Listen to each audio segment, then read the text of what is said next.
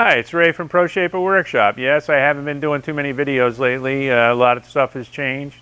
Tonight I'm going to do a video on this Laser Labs X1 Pro Laser Welder.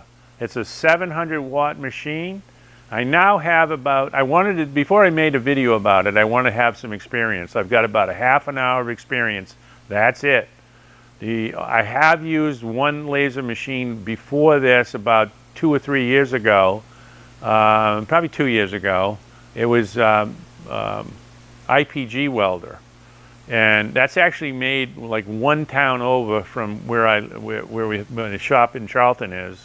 That's in Oxford, Massachusetts, and that machine sells for like $35,000 to $45,000.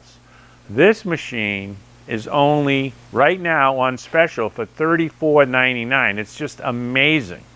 So, you know, at that price you go, well, it can't really do too much. You don't have high expectations. And I went into this with very low expectations of what it could do. After a half an hour, I'm amazed at how well this machine works. Now, my specialty is welding thin sheet metal. So when you weld thin sheet metal, you have a lot of options. You can use gas, acetylene, oxygen.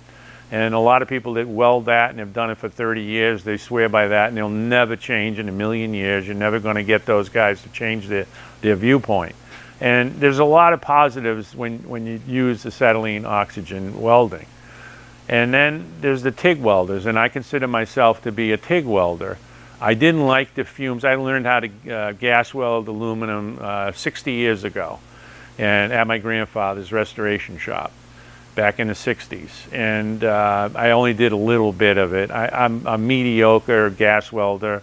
If I spent a couple days on it, I probably could get up to a pretty good level, but there's a lot of fumes from the flux, and then I learned TIG, and TIG was a long learning curve to learn the full potential of TIG.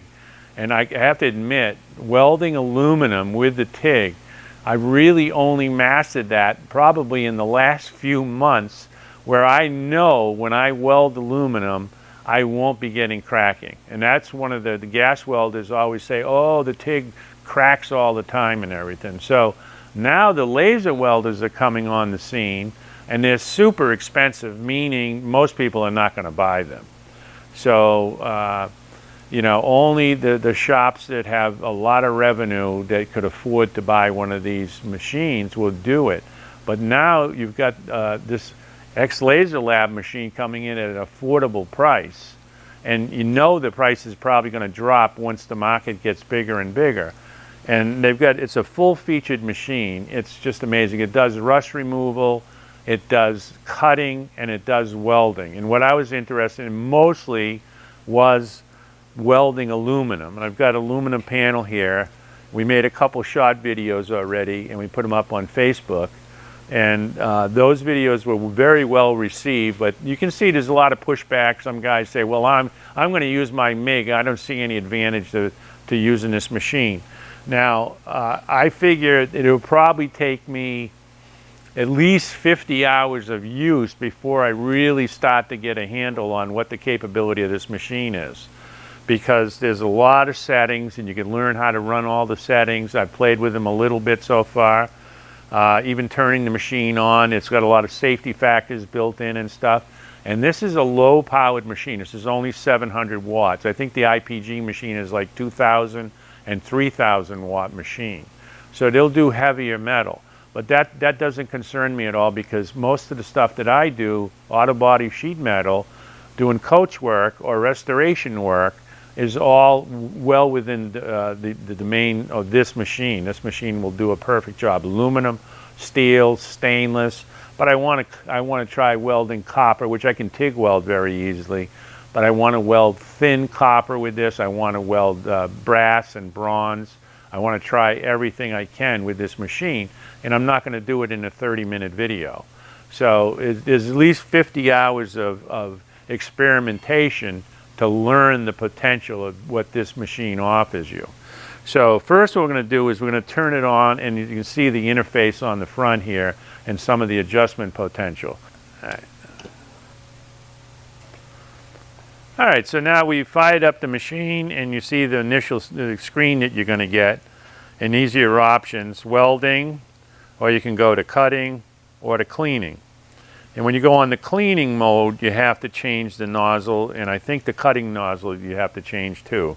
So there's a little bit of playing around with the hardware before you can use the potential of the 3 different modes you have here. So we're welding, and then you have to make sure that these emergency locks are out. You can push these off, which shut the machine. There's a separate one over here too. They got to be off. And then there is a on switch right here, and then a confirm switch. So you hit the confirm, and then it'll tell you these are all the parameters you have. It's called the power parameter. That goes up to 100%, and the swing frequency. I don't fully understand that yet. That's a part of the 50 hours. I got to really understand all of this different features here. And then there's the swing width. The swing width I know of. This goes up to, it goes down to, let's see, as low as 0, 2 millimeter, up to, I think, 5 millimeter. So it goes up a little bit at a time and steps up slowly. And what that means is a 5 millimeter, then it'll weld like a 5 millimeter swath. But again, you have to get experience before you can do all of these. I had it set, I think, for a really low one. It comes in when you first turn it on, and you tell it what it wants to, what you want to do. And this is stainless steel, I believe, right now. So you click that, and we want cold rolled. No, we want aluminum. So AL is aluminum. So we're going to put AL in, and then let's see. And then we hit it over here. Hit it here, configuration. Okay, so now it's aluminum, and it's 1 millimeter thick aluminum. You can bump that up to 2. I found this 063, which is a little bit thicker than 1 millimeter. It jumps from 1 to 2. Why it didn't have 1.5, I don't know. But the 1 seems to work fine. So we'll try the settings as they are now. This is the factory settings, they're preset, but you can lower that, the power setting. If you go lower, you won't get penetration. If you go higher, you'll probably get a lot of drop through, meaning it'll be a little too hot.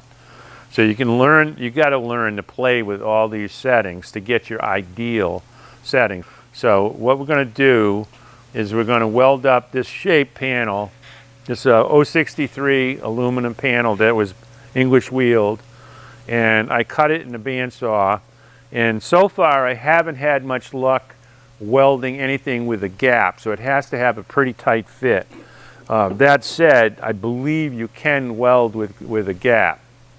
So here's the gun, and the gun will not fire off. You see a red light there, but that's not dangerous at all. There's no heat or anything. It's just an indicator light. Now I can press the trigger right now and nothing will happen. Why? Because you have to have a closed circuit with this little red, like, looks like a ground, but it isn't a ground. It just closes the circuit. So if you open this wire feed, this is the wire feed, and you have to put the appropriate wire on, just like you use in a MIG welder. You open this up, a little clip right there, and here's the spools. You have to choose the right wheels here to fit the wire. And the first time we used it, we had too thin of a wire. We had 023 MIG wire on there, and it needs at least 0.030 or better 035. So that's what we got here.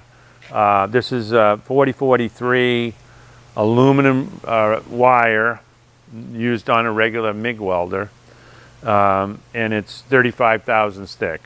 And you get, like I said, you got to make sure you got your rollers in the right spot.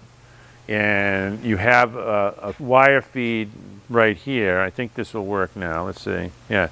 See, that'll pop your wire feed out. And you also have a wire retractor too, so you can retract it. Or you can cut it off with a pair of side cutters.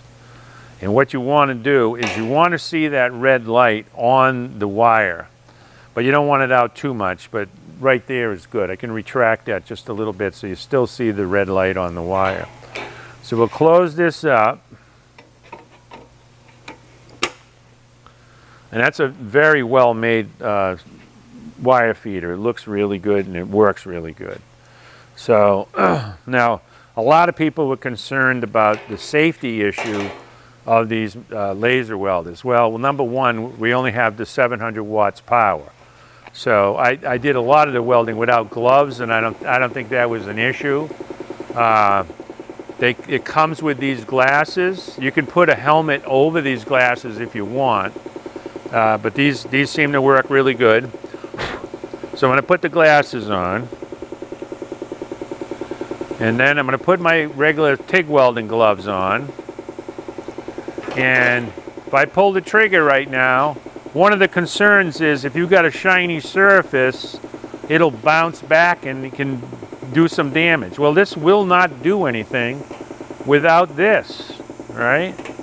And I think it won't do anything without you touching. So I got a 3/4 inch thick bench right here. I'm not touching, and I'll pull the trigger, and nothing's happening. So when does something happen? So that's a safety factor. They built that in. That's a wonderful feature. All right, so I made a mistake. I forgot to hit the button here. And this ready light has to come on before the machine will fire up. So let's redo that safety test again. We're going to hit the 3/4 bench without touching it. See? And it won't fire off. Then we'll go over to our aluminum over here, and then we'll fire it off. Because I'm touching it, it will fire off. So that's a beautiful built-in safety feature. So I'm flush here. I'm going to tack this up. Now we'll show a bunch of tacks. The tacks is so simple, it's ridiculous. Now someone mentioned in the comments of the shots that, well, I can do that with my TIG. Yes, you can do really nice tacks with a TIG machine, and even gas you can do pretty nice tacks. But this is almost like a no-brainer. All you got to do is hold it up to where you're supposed to be, push the trigger, and we did this with steel, and we could dwell on that for the longest time and it didn't burn a hole through. So that's tacked right now, and we can do this tack every ½ inch or so.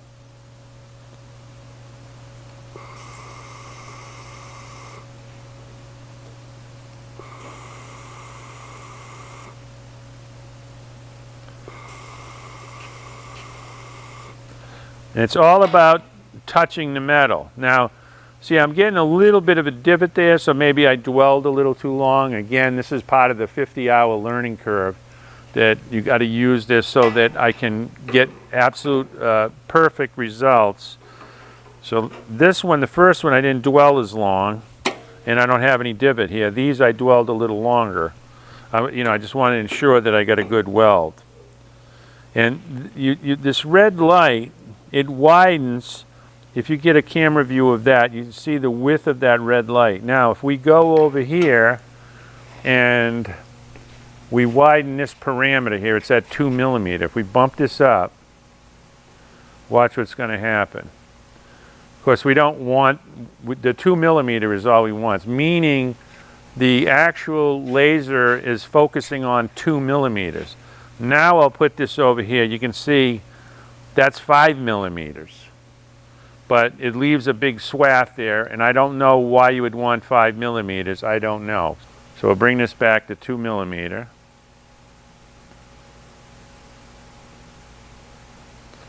And we'll tack it some more, and I'll see if I can get with no divot again. Hold on. So it's all about the dwell time.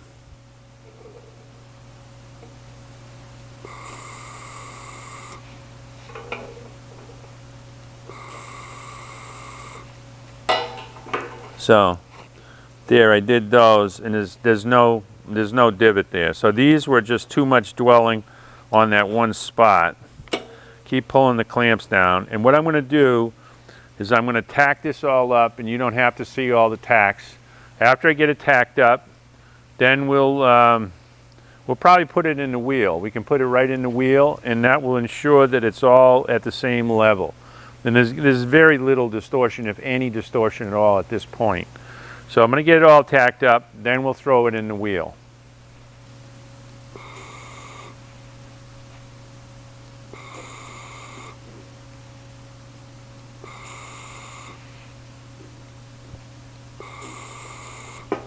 All right, we have it all tacked now. I got tacks about every half an inch or so, some a little wider than that. And, you know, some of them I might have missed, I don't know. But we'll put it in the wheel. There's hardly any drop through on this side, but we'll just run it through the wheel and see what happens. It might crack, I don't know, because a lot of times those tacks, even on a TIG tack, they'll break really easy. I'm going to run it quickly through the wheel to make sure it's all leveled. It's pretty good, but we'll just bump it through here. We'll see if the tacks break. Maybe they'll break, I don't know.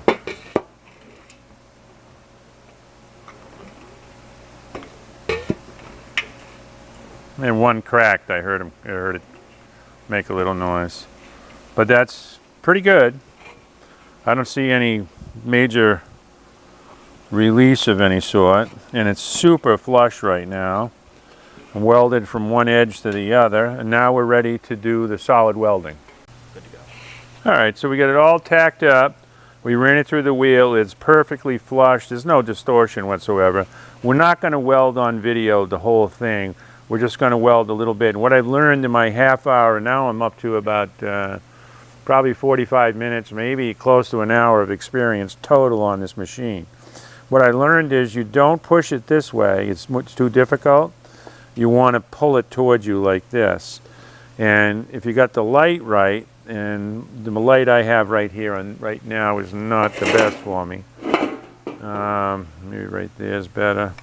But what I like to do is, I'm going to get the balance right too. This thing's, well, let me get this set up so it's not going to be jumping around on me here. Good to go. All right, so what I'm going to do is I'm going to drag it along the weld here. And if you can see the underside of the weld, you can actually see where you're going a little bit better. So I'm only going to do an inch or so here. And again, it's all about the dwell time, and you don't want to be wiggling. And I tried a little guide here. There might be a way that you can put something on this shaft below which holds the wire, and it might have a little finger that comes out, and you can put a guide here and it ensures you hit directly right on the, again, this is part of the 50-hour learning experience, how to maximize the potential results of this machine. The machine has everything you want it, but you've got to learn how to run the machine, and you've got to learn how to maximize that potential. All right, so we're going to get it lined up, and I got my finger here to guide me, and I'm going to look behind on the seam, and I'll do a certain amount of drag here.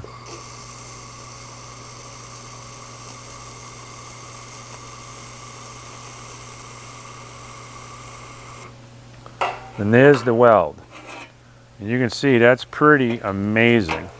And then see the drop through you get on the other side? No. There's the drop through. And if the TIG weld, oftentimes you see a little black line, which is a problem. You have to weld the back side. Well, the first weld that I did, which I'll show right now, we did a torture test on the beater bag. And here's the first weld, which I have a couple divots in and stuff. But I used this mallet, one of my mallets, with a sharp point on it. And I'm pretty sure I could go probably another half an inch or more before the metal's going to fatigue. And it'll crack, not on the weld, but adjacent to the weld. These were just light tacks like we just did here. But that's a real thorough, first-class, world-class weld.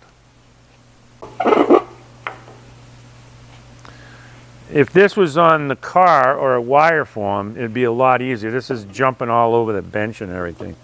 So we'll start up here, we'll do another couple inches or so.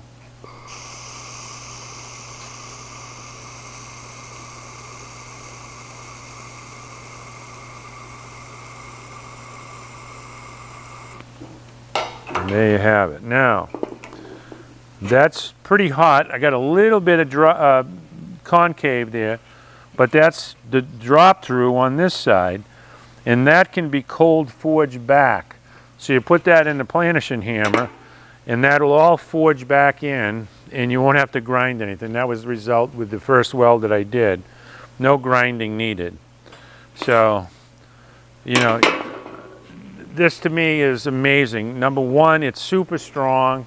You're not going to get cracking problems, and you've only got a little bit of a learning curve to run this machine.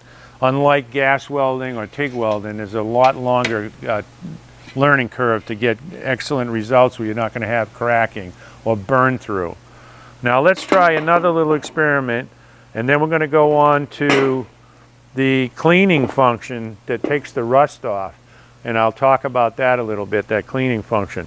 But I tried this with the steel. I put it on the steel piece like this and pressed the button, and I couldn't get a burn through. So let's see if we can burn through this aluminum.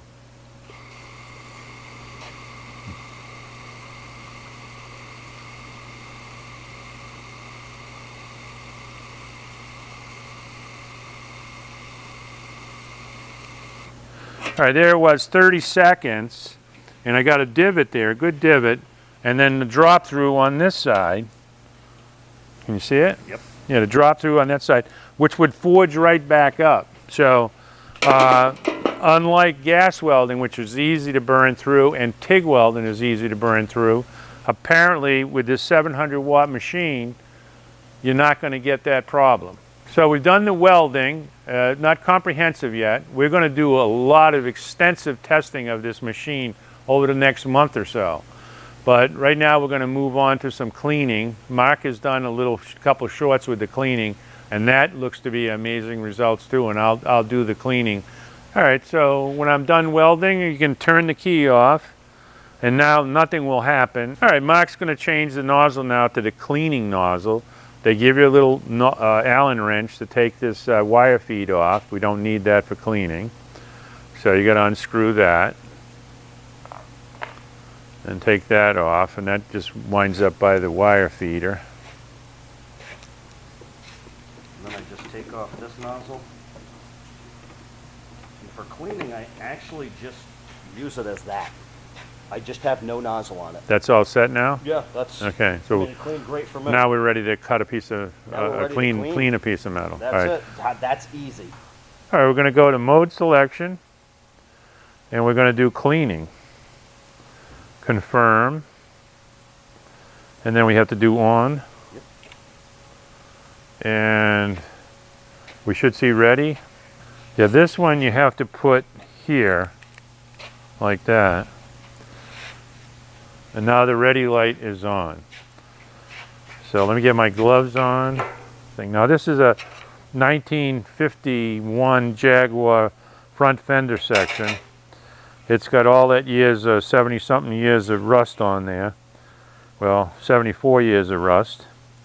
And you can see it looks like a 5mm swath or so. And it puts out a lot of smoke. So we're going to hold it about this far up.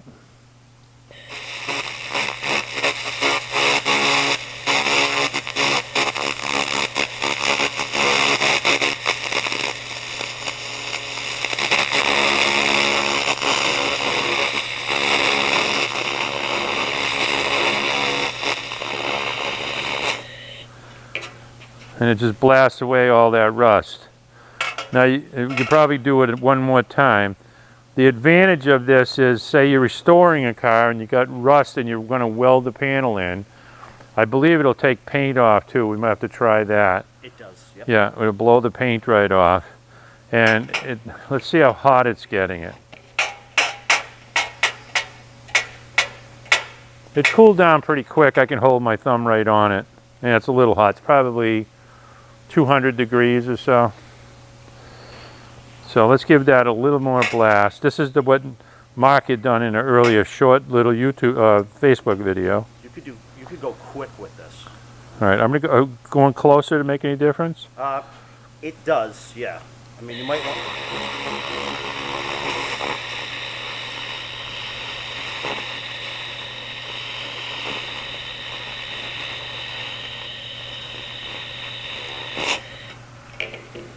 Oh, that's pretty clean right Yep. there. Yep. So again, that's part of the 50, and it didn't do anything on this side. There's no heat distortion or anything. It's just burning off all of that years of rust. Again, we're babes in the wood here. We don't know what we're doing with this yet. Part of the 50 hours that we want to experiment with this, we're going to learn how to run this machine. Is it best to run it way up here? Is it best to run it here? We don't know. So all that's got to be learned yet. So the next thing would be the cutting, and maybe we can get a little bit of cutting too. Okay, so now that Ray's gone, the reason I really like this cleaning function is just because, I mean, sure, you could get the rest of this panel by hand, no problem. But when you're dealing with a flange or something, you got to get that flange really just nice and clean when you're trying to weld it again.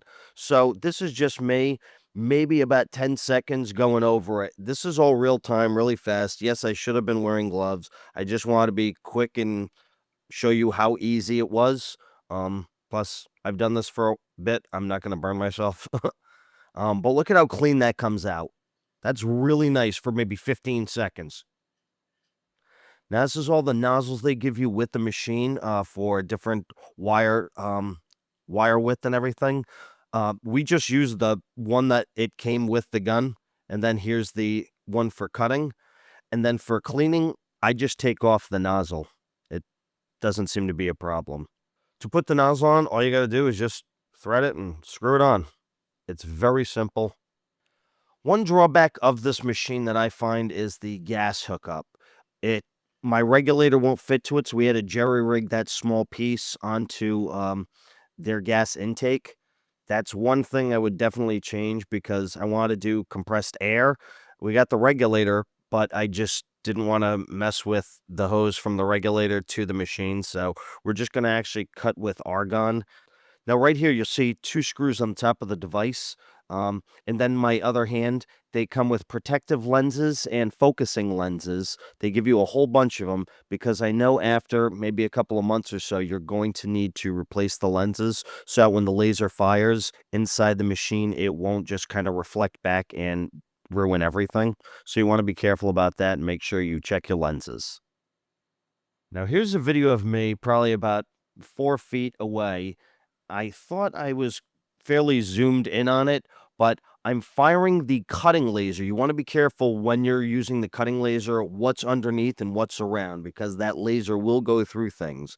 Now, you can't see it here, but it did start catching fire on this paper towel that's on the floor.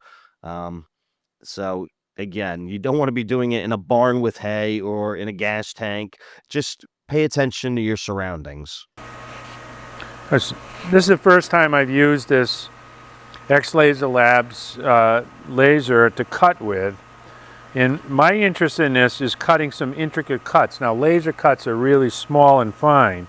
I have no experience with this at all. It's the first time. So, Mark has played with it a couple times. Let's try to see what this is through a piece of aluminum.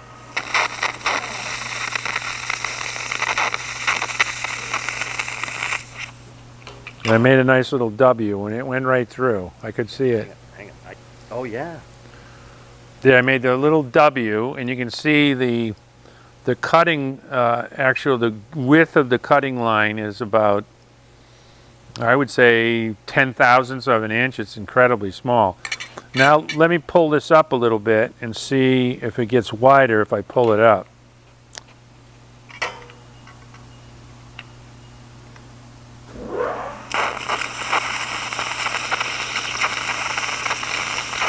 Okay. Again, some really nice results. Look at that. And that's a little wider. So this is all part of the 50 hours of learning how to run this machine and get its full capabilities out of it. But I have a CNC plasma cutter, a 4-foot table, and I can see where if I want to do some intricate, thin sheet metal cutting, I'll be able to do this with this machine, and that'll be another video sometime in the future. So thanks for watching, I really appreciate it. It's Ray from Pro Shaper Workshop. We'll get a lot more coming on the X-Laser Labs welder.